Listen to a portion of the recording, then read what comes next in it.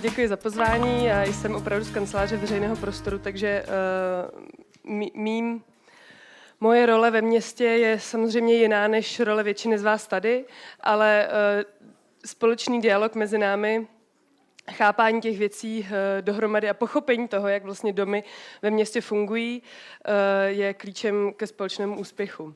A to je ne jen jako udržitelné město, ale prostě město, ve kterém se nám všem dobře žije, protože město, kde se dobře žije mně, vám a úplně i jiným lidem, je prostě ten náš společný cíl, který bychom měli naplňovat. Já mám tady, jo.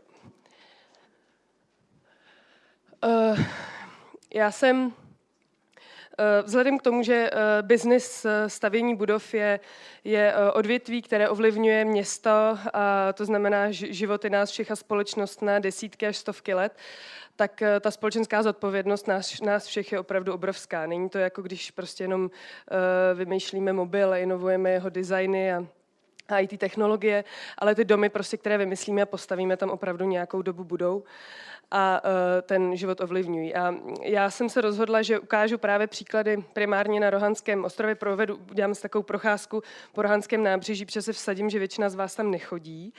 A protože nechodí bezcílně, určitě tam spousta z vás pracuje dneska, kdo nepracuje v Karlíně, jako by nežil.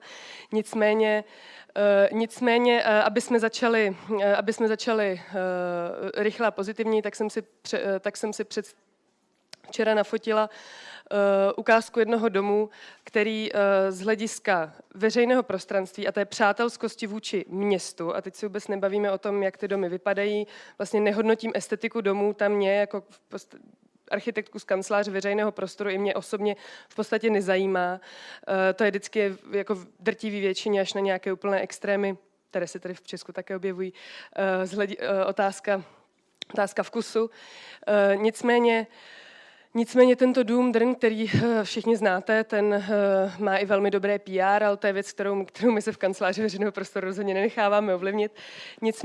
Nicméně z hlediska toho, jak se staví k městu, je to dobrý příklad. Ukážu vám na něm několik prvků, které všichni dobře znáte, všichni městem chodíme, všichni máme s městem obrovské zkušenosti, nicméně ne všichni umíme ty prvky, které nás nutí cítit co dobře, nebo naopak nevíme, proč tou ulicí chodit nechceme, umíme rozklíčovat. A já si myslím, že je důležité, aby jsme si to společně uměli pojmenovat. Ty prvky, které v podstatě jsou spíš pozitivní a ty prvky, které jsou spíš negativní a podle toho ty společné domy zadávali, protože stejně tak my jako město, tak vy jako developeři prostě jsme u tvorby toho zadání, což je ve výsledku ten nejdůležitější aspekt, protože ten architekt už je potom jenom člověk, který naplňuje to zadání. Tak to by byl teda úvod. Nicméně prvním takovým jednoduchým prvkem je střecha ve veřejném prostoru, což je samozřejmě užitečný ve chvíli, kdy hodně svítí sluníčko nebo hodně prší. Je to moment, který úplně jednoduchý, který nám dokáže zpříjemnit v tu chvíli ten moment ve chvíli, kdy jdeme po chodníku.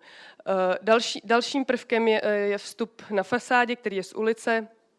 Ten vstup je zajímavý tím, že vy automaticky vnímáte, že tam můžete jít. Já jako člověk, který nepracuje v tom domě, nemám tam žádné osobní zájmy, vnímám, že do takového vstupu můžu vstoupit. A je to tím, že je jako kombinací několika prvků. Ty rohy jsou oblé, to znamená, že vás navádí dovnitř. Materiál toho vstupu je stejný jako materiál chodníku, totiž vy vnímáte, že to je v podstatě veřejný prostor, který asi bude mít nějaký jiný charakter vevnitř, ale vnímáte, že to není bariéra a ta brána, která tady sice je do kořán otevřená a v podstatě ji ani nevidíte jako bránu. To znamená, že já klidně odvážně dojdu dovnitř, tam vidím, že tam je nějaký vnitroblok, potěší mě, že můžu projít dál, že tady je nějaké sezení, restaurace, která třeba cenově není pro mě, ale to už nevadí, můžu si to sám jít prozkoumat a jdu dál, projdu tím vchodem, vidím tady jakýsi úplně primitivní bar, který můžu využít i vzhledem k tomu, že když si tam to pivo v tu chvíli nekoupím, vidím, že tam není nějaká velká obsazenost. Ten dům mi říká, zůstaň tady, instinktivně. A ve chvíli, kdy tu tedy po druhé straně ulice, a teď se tady nebavíme o přemíře dopravních značek ve veřejném prostoru, to je zase jiné téma, teď jsme u friendly buildings, ne u tématu friendly streets, tak vidím, že vzadu se něco odehrává a i když je ten průchod v podstatě docela tmavý a úzký, tak je otevřený a vidím světlo na konci tunelu, tudíž mě ten dům navádí, pojď ke mně, pojď do mě. Tady kdyby vás zajímalo, proč je tady jiná podlaha než tady, tak je to proto, že toto musí být pojížděná žulová dlažba, která je tvrdší než vápencová pražská mozaika typická. Jako je na většině pražských chodníků, je to jeden z památkových chráněných prvků, který je tady hodně používaný. A dalším prvkem jsou vchody ve fasádě, které jsou na úrovni chodníku, to znamená, ten dům je přímo leží na chodníku, není nějak vyvýšený o metr výš a podobně. To znamená, že já cítím návaznost na ten exteriér a to znamená, i když já jdu po chodníku, tak vidím, co se vevnitř odehrává, je to nějaká interakce mezi interiérem a exteriérem. Samozřejmě i prosklení zároveň odráží to, co je na druhé straně a ne vždycky je to úplně pěkné. Tohle byl jenom takový jednoduchý exkurs, který jsem u Drnu nenašla, o tom už tady taky dneska byla řeč. To je schodiště ve veřejném prostoru, které v podstatě vždycky, když je umístěno na místě, kde lidé mají důvod se zastavit, to znamená, je tam místo, kde si koupit kávu, nebo je tam tramvajová zastávka, tak si tam sednou. A jeden z principů, které se u obchodních domů v drtivé většině nevyužívají, a je to něco, proti čemu my strašně bojujeme, je přístup obchodů z parteru zvenku z ulice. To znamená tak, aby obchodní domy nebyly dělané, že se do nich vstupuje pouze zevnitř jedním vstupem a potom dovnitř do obchodu, ale opačně. Tak tady to částečně u Quadria, vůči němuž jinak může mít významné výhrady, to funguje dobře. To jsem ještě chtěla říct, že si nesmíte žádnou moji kritiku ani chválu brát osobně, protože určitě jste tady lidi, kteří ty domy, o kterých budu mluvit, pomáhali stavět nebo zadávali. Je to čistě objektivní pozorování jednoho člověka. No nicméně, ve chvíli, kdy se právě bavíme o přátelskosti budov, tak pro mě úplně vlastně nejtypičtějším znakem je ulice Rohanské nábřeží, což je tady ta široká ulice v Karlíně, která je v některých chvílích velmi je významná doprava, v některých chvílích vůbec žádná.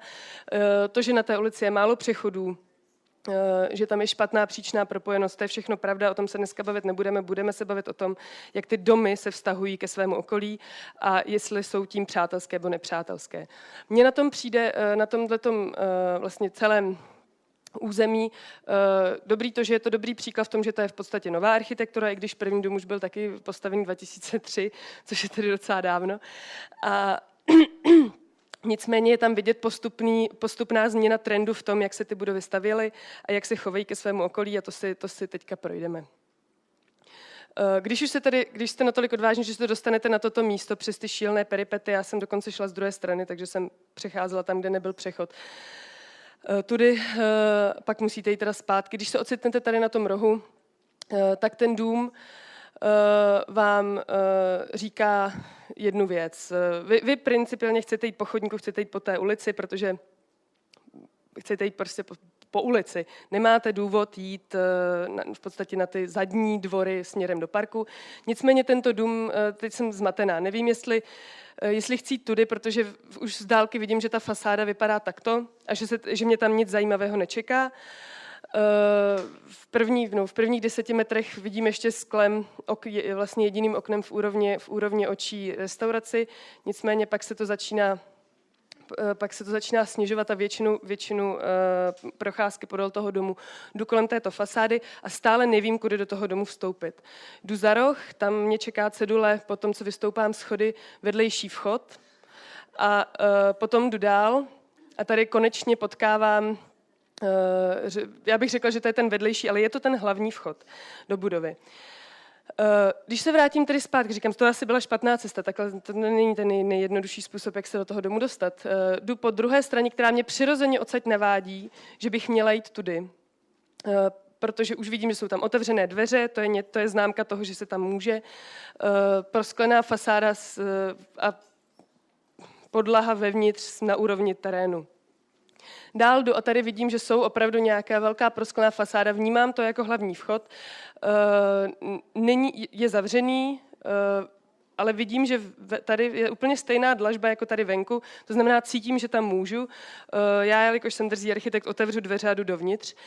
A ty dveře nejsou zamčené. A vevnitř je v podstatě Podobné atrium jako v Drnu, až na to, že to atrium je zastřešené je za zavřenými dveřmi. To znamená, kdybych nebyla architekt a nechtěla to tam jít prozkoumat, tak dovnitř nikdy nejdu. Ta budova slouží v podstatě lidem, kteří v ní pracují a vy ani jako člověk, který v ní nepracujete, nemáte kromě té jedné restaurace a potom restaurace tady na druhé straně důvod do toho prostoru jít a v životě by vás to nenapadlo, že tam je ta restaurace je, protože vy ani, když jdete po té ulici, tak nevíte, že tam nějaká je.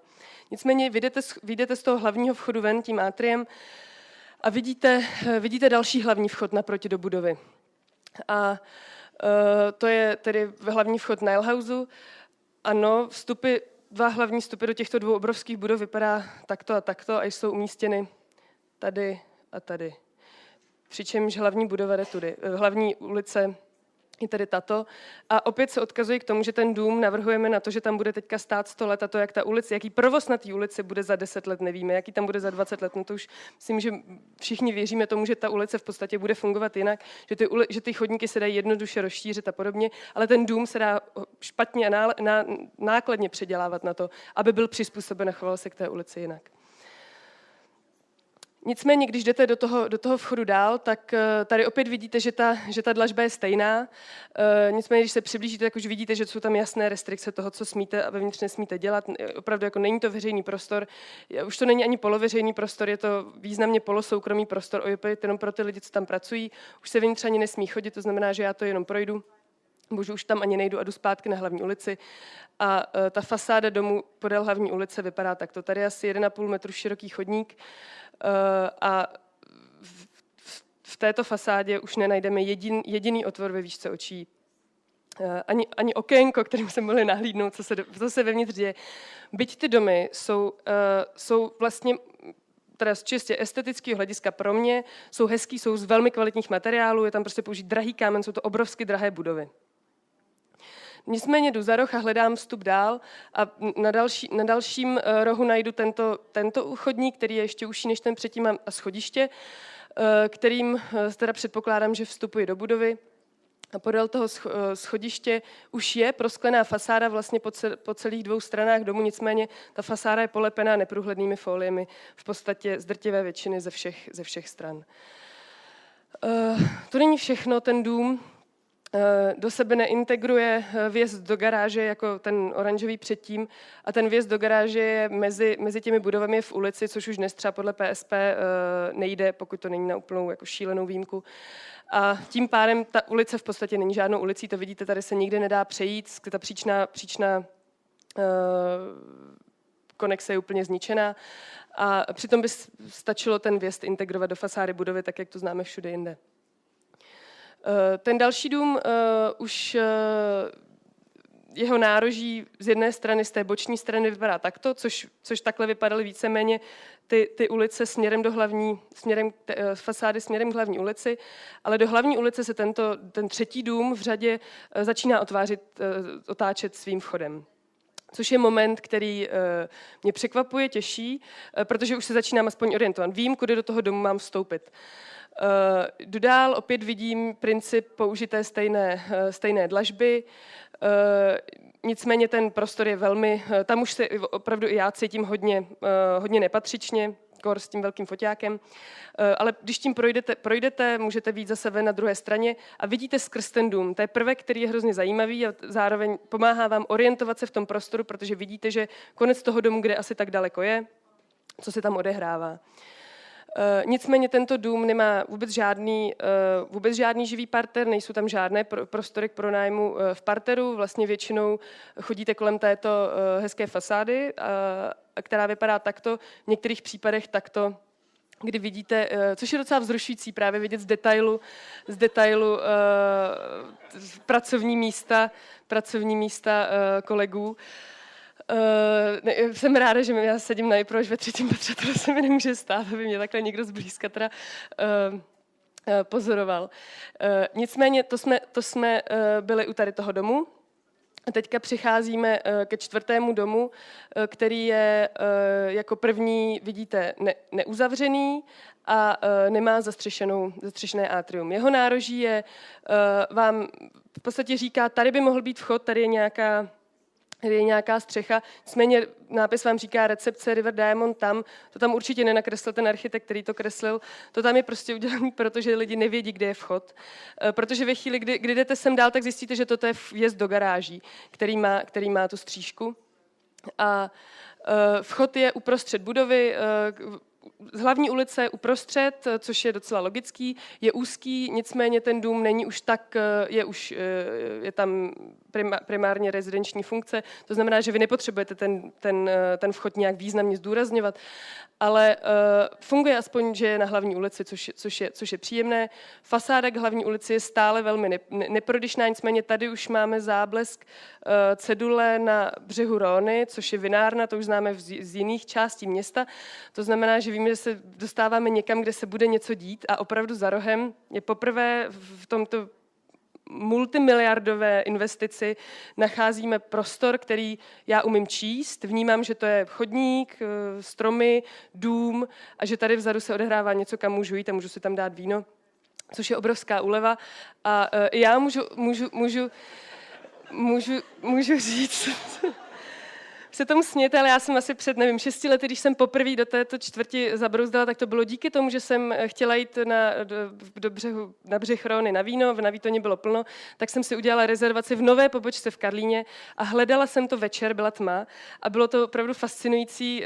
Teď už to tam znám, takže teď už se tam orientuji, protože vím kudy, ale najít toto místo bylo tehdy strašná heureka, v podstatě i včera, jak jsem tím procházela, jako analyticky, tak bylo skvělý najít takovýto prostor, kde navíc dál je prostě další veřejný parter, kde koukáte na někoho, kdo prostě pracuje a potom to obejdete a zezadu je tam polosoukromý vnitroblok, tam nemůžete, ale můžete na něj koukat, vidíte, že je hezký, anebo třeba míň hezký, to už na tom ani zas tak nezáleží, ale dává vám to zpětně nějaký feedback, bohužel tam teda lidi neseděli. Vnímáte, že tam nesmíte, protože je tam velmi jako decentní plůtek, živý. Rohy, tam toho bylo trošku míň té zeleně, tak tam ještě jsou přidělané také pěkné jako pomůcky, abych opravdu pochopila, že tady nesmím do té vody vskočit. Nicméně jdu dál za další roh a tam opět potkávám vlastně fajn ulici, kde jsou tam různé podniky, dokonce je tam velmi jako neluxusní potraviny, úplně obyčejné, jako potkáváme všude, kde jsou ty marže vysoké, ale vnímáme to, že to je v podstatě jeden jako relativně inkluzivní podnik, na rozdíl teda od většiny, který je dělaný marketingově pro lidi, kteří tam víc pracují a bydlí v Karlíně, což je samozřejmě už dneska na základě gentrifikace, která tam po povodních proběhla spíš jako střední a vyšší střední třída. No a teď se dostáváme do části toho nábřeží, která už není to, co blok, to dům. Už ty bloky reagují na vlastně velikost bloku víc toho Karlína starého, který je docela netradiční, že jsou to dlouhé bloky. A první nároží je opět lehce, při prvním pohledu lehce šokující, protože ta fasáda je vlastně moc hezká, ale ta vizuální smog je naprosto šílený. Nicméně, když se podíváte podél ulice, tak je tam vlastně krásná světlá arkáda, která má i tady v tomto místě jako široký chodník, takže máte chodník, který je pod střechou, kde můžete mít zahrádku, nebo tam jít, když prší, nebo naopak tady můžete jít, když potřebujete slunce, je jaro. A ta arkáda vytváří prostě různé příležitosti. Teď jsem se vrátila z víkendu z Boloně, jestli jste byli v Boloni, tak tam jsou prostě arkády úplně všude, má to úžasnou atmosféru. A už konec? Tak minutu. A ta fasáda poprvé podél té hlavní ulice vytváří něco, co je zajímavé. Byť se tam třeba nepůjdu nic koupit, tak vidím, že mě to nějak inspiruje. Tady je taky černá díra, akorát vidím světlo na konci tunelu, když jdu dál, tak vidím, že tam je prostor, který můžu používat, i když tam nepatřím. Musím tam držet pořádek, vidím tam v restauraci, jak krájí maso a ten prostor je průchozí ven, což je taky pozitivní a tak to vypadá vést do garáže. A ještě z druhé strany je ten blok už tedy otevřený do přírody, opět jsou tam zahrádky a teď se už jenom minutu k poslednímu bloku, který je opět dělaný arkádou a ty vchody jsou tam vyznačené opačně, ne, že by vlastně byly dovnitř, ale vylézají ven, takže vidím po celou dobu té chůze po chodníku, kde jsou vstupy do té budovy. Další jsou tam, tohle je můj nejoblíbenější, protože tam lidi koukají zevnitř na vás a vy zvenku na ně, což je fajn. Tady bylo z technických důvodů zavřeno tento den. No a na konci je, nebo uvnitř je zahrádka, která je, tady se píše přístupná. Tohle je mimochodem cedule z Národního muzea. Teď to mě zajímalo, jestli nám ji vzali nebo ji úplně celou okopíroval, což by bylo super, protože ty cedule jsou bezva. A tady je development, což je teda zdravím Skansku, který dělá dobře to, že ty byty jsou prostě na úrovni terénu, což je jako zní úplně primitivně, ale většina dneska bytových domů je prostě o půl metru vejš, protože pod nima jsou garáže. No a teď jenom ještě závěrečný moment. Na tuto fasádu vnímám, že se tady něco děje, že tam třeba půjdu, že tam mám co zažít, na rozdíl od této nebo této. Vzpomněla jsem si tady na citát Klase Tama, což je švédský urbanista architekt, který navrhoval Västerhamnen BO1, jestli znáte vlastně v 90. letech velmi významný urbanistický projekt. On říkal, že je úplně jedno, jak ta budova vypadá, pokud není příliš velká. To nechávám otázkou na vás hodnotit vlastně, jestli se vám ty budovy líbí nebo ne. Nicméně, čím větší budova, tím větší riziko, že když bude ošklivá, to bude horší. Pro porovnání, tady to jsou na stejný blok 2 budovy a tady těch budov je 7 naproti v té ulici.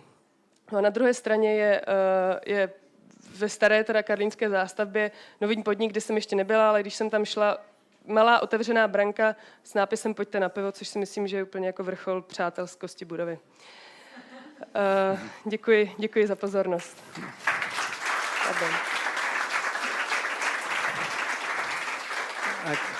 Když jsem vás tak poslouchal, Rozálie, tak něco na té poznámce o té pivce bude, ne? Aspoň u některých budov to vypadalo, že byste je možná nechala zbourat. Zbourat ne, to by se určitě nevyplatilo, ale no, jako v nějaký míře rozhodně předělat, no. A já souhlasím, jako dávalo smysl to, co jste říkal. Každopádně pojďme rychle na slajdu, protože nás trošku tlačí čas. Měla by Praha mít víc výškových budov a růst do výšky, nejenom na Pankráci, ale i v centru? Tak to je téma, které mě osobně zas tak vlastně nevytvářím si na nějaký úplně jako oficiální názor. Za mě to Praha nepotřebuje. Myslím si, že tu hustotu jsme schopní pokrýt také klasické zástavby, ať už je to typ sídlištní zástavby nebo blokový zástavby, které mají víceméně stejný počet obyvatel na metr čtvereční. Na druhou stranu já mám pohledy na výškové budovy ráda, když ty výškové budovy jsou prostě kvalitní a vytváří prostě krásnou skyline, tak jako já úplně miluju New York, takže mě se na tohle jako trošku špatně odpovídá. Na druhou stranu myslím si, že Praha jedním z takových měst být nemusí, Kodaň výškové budovy taky moc nemá, ale jako není to nic, na co bych měla vlastně vyhrazený názor. Dobře. Vypadá to, že se na vás ostatní vrhnou až při networkingu, tak ještě jedna otázka ode mě. Jestli vás třeba nějak nesledovali ty lidi z těch budov, když se tam chodila s tím foťákem a fotila si ty prosklený prostory, ty zdi a takhle, jak jste si tam připadala? No, já už jsem zvyklá si připadat nepatřičně na místech, protože tohle prostě dělám od svých 20 let. Tady dřív jsem říkala, že jsem studentka architektury, že to je jako ta moje výmluva. Teď teda říkám, že jsem architekt, což taky docela funguje. Neříkám, že jsem architekt z IPRu. To by vás okamžitě vyhodilo, že? Ale jako, když je člověk drzej, tak jako málo kdo zase vás vyhodí. Stalo se mi, že mě vyhodil pan správce strávníku u toho motýla novýho, co je v Karlíně, ale tam nebyla cedule, že ten trávník že se na něj nemá sedat. A já jsem se tomu správci snažila vysvětlit, že to sice je soukromně vlastněný prostor, ale veřejně přístupný, a on to odmítal pochopit. To myslím, že pro něj je úplně marginální rozdíl. Každopádně já vám moc děkuji, Rozálie. To byla Rozálie Kašparová z IPRČ Praha. Děkuji. Vzhledem k tomu, že já vždycky budovy hodnotím primárně k tomu, jak se chovají k veřejnému prostoru, tak její uživatele hodnotím jako vlastně všechny uživatele veřejného prostoru. A aby budova byla přívětivá, tak v první řadě se v ní jako zvenku při pohledu na ní nebo kolem ní musím snadno zorientovat. Neříkám, že to vždycky musí být ten záměr, ne vždycky budova musí být přívětivá, nemusí to být ten koncept, může to být i opačně, ale pokud chci, aby budova byla přívětivá, tak musím vědět, kde má vstup, kde má předek, kde má zadek.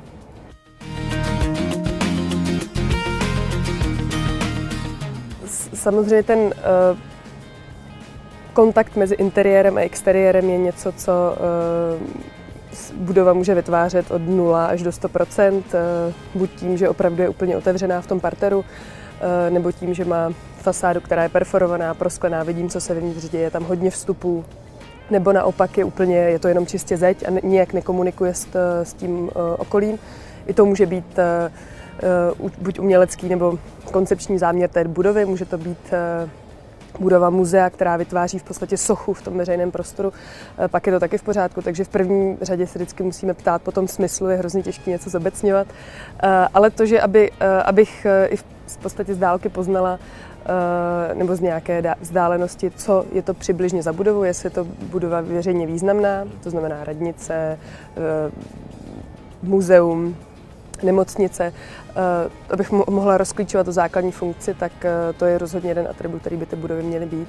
Tím pádem třeba bytové budovy by neměly být nějaké jako úchvatné, spektakulární architektury, protože prostě jsou to jenom bytovky.